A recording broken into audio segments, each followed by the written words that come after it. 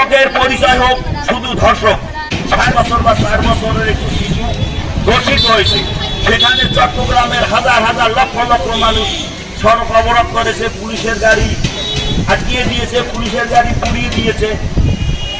বিক্ষোভকারীদের দাবি যে ধর্ষকের বিচার তারা নিজেরা করবে।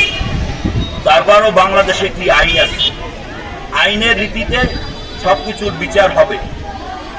ইতিমধ্যে আমার পূর্বে একজন এনএস দাখিল মাদ্রাসার ইংরেজি শিক্ষক বক্তব্য দিয়ে গেছেন, সেখানে তিনি অনেক আক্ষেপ করেছেন যে একজন ধর্ষকের পিছনে রাজনৈতিক ব্যক্তিত্ব, বিভিন্ন সামাজিক ব্যক্তিত্ব, বিভিন্ন আইনজীবী ব্যক্তিরা দাঁড়ায়। আমি সেই সকল ব্যক্তিদের বলতে চাই যে ধর্ষকের পরিচয় শুধু ধর্ষক হোক, একটি 9 বছরের বাচ্চা, একটি 7 বছরের বাচ্চা, তারা তো যৌনতা সম্বন্ধে তাদের তো কোনো বুঝ আসে না, তারা যৌনতা কি তারা তো বোঝে না। তাহলে এইটুক বাচ্চার পোশাক তো খারাপ হতে পারে না। যারা ধর্ষক তাদের পরিচয় হোক ধর্ষক।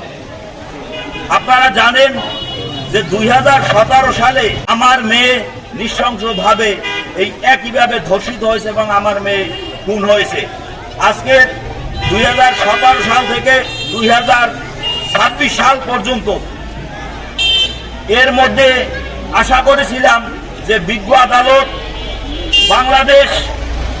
বাংলাদেশের আইন ব্যবস্থা আমার মেয়ের হত্যাকারীকে ফাঁসি দেবে, কিন্তু আদালতে মামলা চালাতে গিয়ে যে কতটা কষ্ট সেটা আমি হারে হারে বুঝেছি। আমার মেয়ের হত্যাকারীর সম্বন্ধে যে সময় পিরোজপুর বিজ্ঞ আদালতে প্রথম যেদিন চার্জ গঠন হয়, সেদিনকে পিপি আমার কাছে টাকা দাবি করলো। আমি 500 টাকা দিলাম, 500 টাকা ছুঁড়ে ফেলে দিল। এরপর এই তুষালের কৃতি সন্তান অ্যাডভোকেট ফজলুল হক সাহেব তিনি নিজ পকেট থেকে আরো 500 টাকা বের করে দিলেন। এই 1000 টাকা দিলেন পর পিপি সাহেব পকেটে ঢুকলে। তাহলে আমি ক্ষতিগ্রস্ত, আমার মেয়ে খুন হয়েছে, সেখানে পিপিকে আমি টাকা দিতে পারি নাই বিদায় সে টাকা ছুঁড়ে ফেলে দিয়েছে। এরপর সেই মামলাটি নারী শিশু আদালতে ওঠে। নারী শিশু আদালতের পাবলিক প্রসিকিউটর পিপি আমাকে বললেন টাকা যেভাবে দিবেন আপনার মামলা সেভাবে মুখ করা হবে।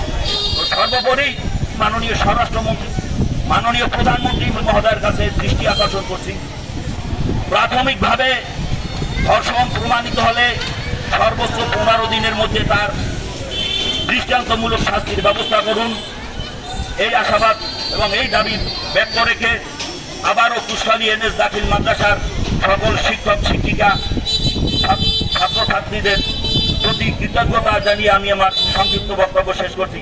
আসসালামু আলাইকুম।